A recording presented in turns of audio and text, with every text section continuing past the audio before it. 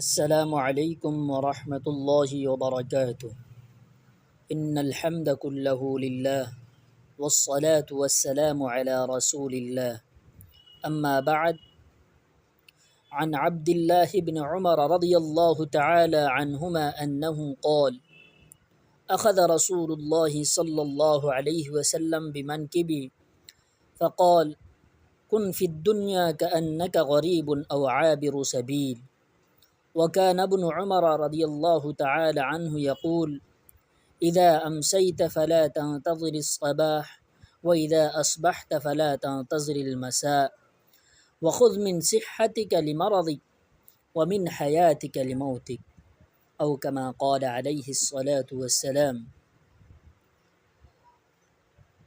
বুখারী শরীফের 6416 নম্বর হাদিসের অনুবাদ হলো, হযরত আব্দুল্লাহ ইবনে উমর রাদিয়াল্লাহু তাআলা আনহুমা থেকে বর্ণিত, তিনি বলেন, রাসূলুল্লাহ সাল্লাল্লাহু আলাইহি ওয়াসাল্লাম একবার আমার কাঁধে ধরে বললেন, তুমি দুনিয়াতে থাকো যেন তুমি একজন প্রবাসী অথবা একজন পথচারী।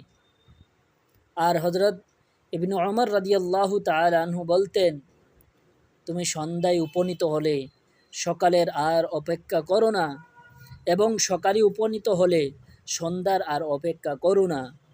তোমার সুস্থতার সময় তোমার পীড়িত অবস্থার জন্য প্রস্তুতি লও, আর তোমার জীবিত অবস্থায় তোমার মৃত্যুর জন্য প্রস্তুতি লও। এই হাদিস দ্বারা এটাই বোঝা গেল যে এই পৃথিবীতে আমাদেরকে পথচারী অথবা প্রবাসী যেমন অপর দেশে গেলে সে অচেনা মানুষের মতো থাকে, কারোর সাথে কোনো হিংসা বিদ্বেষ দ্বন্দ্ব মারামারি কাটাকাটি হানাহানি এগুলো করে না, ঠিক তদ্রূপভাবে আমাদের জীবনটাকেও ঠিক তদ্রূপভাবে কী করতে হবে, অতিবাহিত করতে হবে।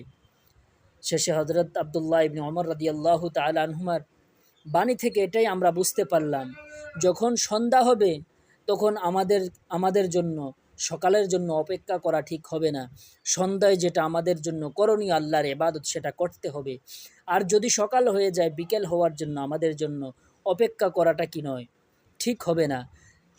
সকালে যেটা আমাদেরকে করতে হবে সেটা অবশ্যই সেই সময়ে করতে হবে।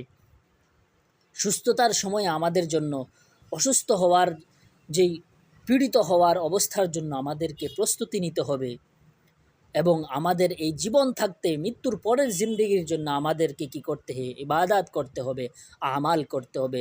আল্লাহ পাক রব্বুল আলামিন আমাদের সকলের জীবনকে সুন্দরভাবে গঠন করার জন্য তৌফিক দান করুন, এবং আখিরাতে যেন আমরা সর্বরকমের কামিয়াবি অর্জন করতে পারি সেই তৌফিক দান করুক।